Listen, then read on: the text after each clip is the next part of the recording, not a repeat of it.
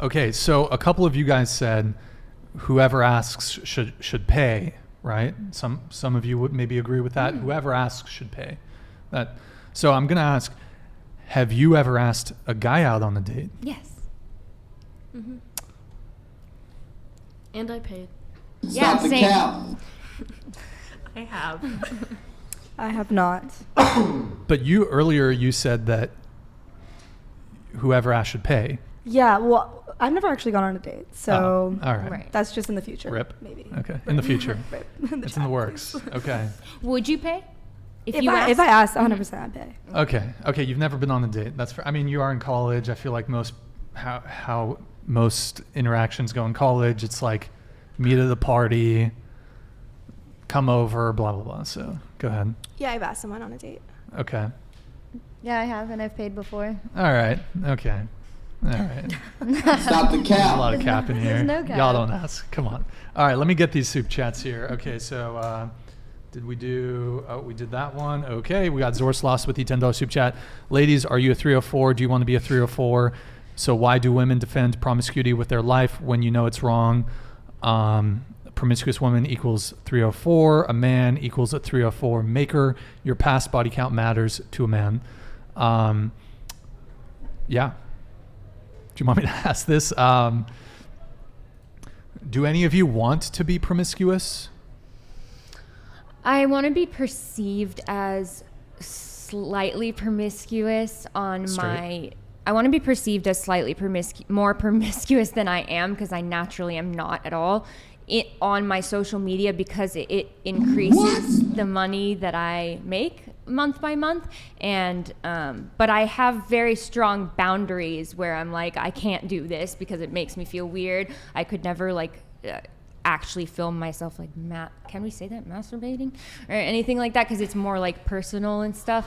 So I feel like I want to be more promiscuous because I think it would make me money. I should learn how to be more promiscuous, but at the current moment I'm not. Wait, just curious for the two that are content creators, are you guys okay disclosing how much you guys make from OF or your content creation total? Like monthly or yearly or? Monthly, yearly. You can give a range. Averages. Yeah, I don't care. Best one. I was making like 21K a month. Okay. My best month has been like 34K. 34K? Yeah. Okay. Cheers to that.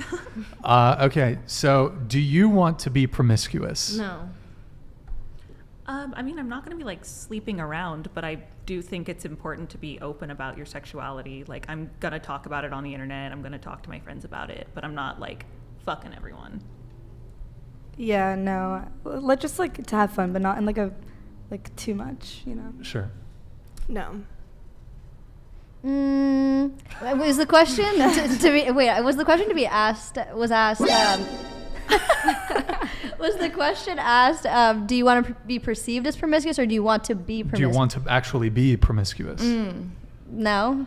Okay. Not at this moment. All right. I suppose that addresses Zorsloss' question. I guess I answered wrong then, because I want to be Don't worry about perceived it. as Don't worry about it. Beat and Cheeks with the $10 soup chat. Cybergirl, why would you leave the cybersecurity world where it is extremely profitable, less demeaning, and very respectable for OF? That is the complete opposite and shameful to your hubby prospects. Very interesting question. Okay, I get this all the time. So basically, I was making a fraction of what I make at my cybersecurity job. I was grinding there for 3 years. Alex is a witness to this, and constantly complaining about how I was working overtime and not really getting anywhere. The company was all men except for me, and it was a struggle. And then I started doing content creation first, not lewd, just doing cosplays and stuff. Did really well. Made a Patreon, started making 3 times what I was making monthly at my cybersecurity job, but I kept that job for 6 months until I had a solid savings that could get me through a year without any job.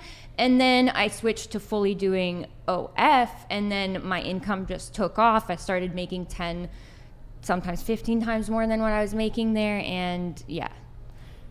All right. Davon Jackson, thank you for the $20 super chat. Beating Cheeks is not wrong. Thank you, man. Beating Cheeks with a $50 super chat. Thank you, man. I'll spend more Same- money same. on this podcast than on any OF or first dates, and I'm disease-free, successful. Oh, okay, this was the TTS. Hey, Bean Cheeks, thank you, man. Really appreciate the support. Yo, Frankie K, thank you for the $10 super chat. OF girls, are you concerned about how a man might feel about your current hustle? Would you ever tell him? And are you looking for anything serious right now, or are you going to wait until after you hit the wall? Do you want to answer first? Yeah, so I am always super open about what I do for work. I'm not going to hide that just because I know that it is a deal breaker for a lot of people. I have been like my 5-year relationship. He knew what I did and it made him super uncomfortable. And so I ended the relationship because it's just in the same way that I wouldn't tell someone like if they have a travel job that they need to get rid of that because I don't like them being gone. Like someone's not going to tell me and have me follow through with limiting my job prospects. So like I always disclose it. It has been a problem before, but I feel like if someone's going to judge me for my content creation, especially as a lewd creator, like that's silly and that's not someone I want to associate with. I'm kind of the same way. I immediately disclose that I'm a content creator, and I've only had people show interest in helping shoot for me. I think that it helps, honestly, if I'm being very, very honest, that I don't do full nudity or any pornographic content.